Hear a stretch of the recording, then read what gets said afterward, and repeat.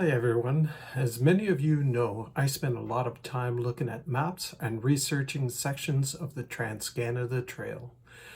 Lately, I've been diving deep into the history of the Confederation Trail in PEI. Now, we all know it's a beautiful spot for a hike, but I found out something incredible. This trail is actually a $300 million debt in today's money that effectively forced a colony to join a country.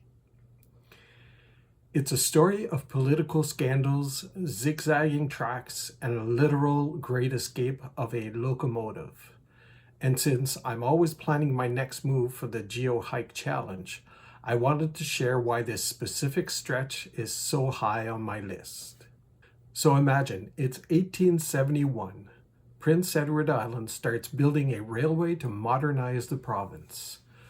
But the contract had a massive loophole. The builders were paid by the mile.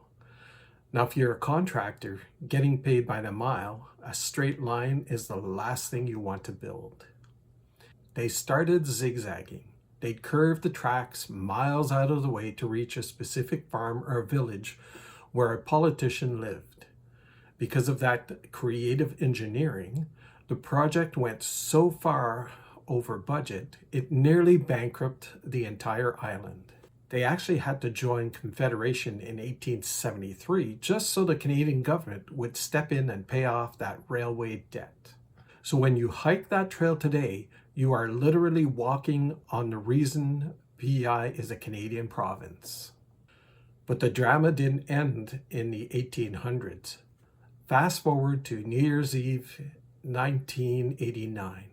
The railway is being shut down and the tracks are being ripped up for scrap metal. A local man named Lowell Hustis couldn't stand to see the history disappear, so he led a team to save a 125-ton locomotive, engine 1762. The problem was the rails were already gone in some spots. They had to use a payloader to push this massive engine, and at one point they actually had to shut down the highway and lay down temporary approach rails just to slide the locomotive across the pavement to safety.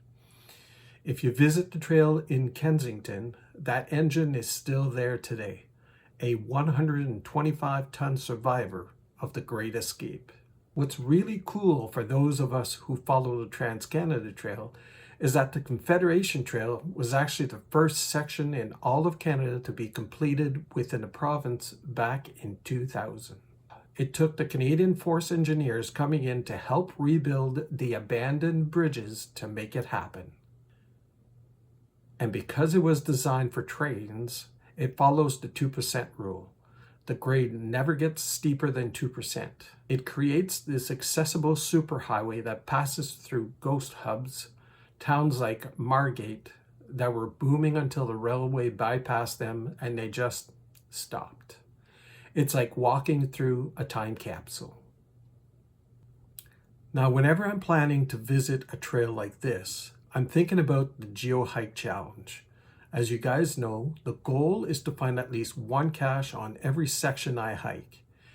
If I strike out, I start building up a geocache debt that I have to pay off on the next hike. Looking at the history of this trail, built on a $300 million debt, it's a pretty good reminder for me to keep my finds up. I definitely don't want to end up in the same financial situation as the 1871 PEI government. I'm already scouting out potential caches near those old station sites and those zigzagging curves.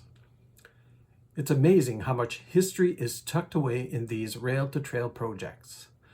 The Confederation Trail isn't just a path. It's the physical story of how a province was born. I'm really looking forward to eventually getting my boots on that ground and seeing those relics for myself.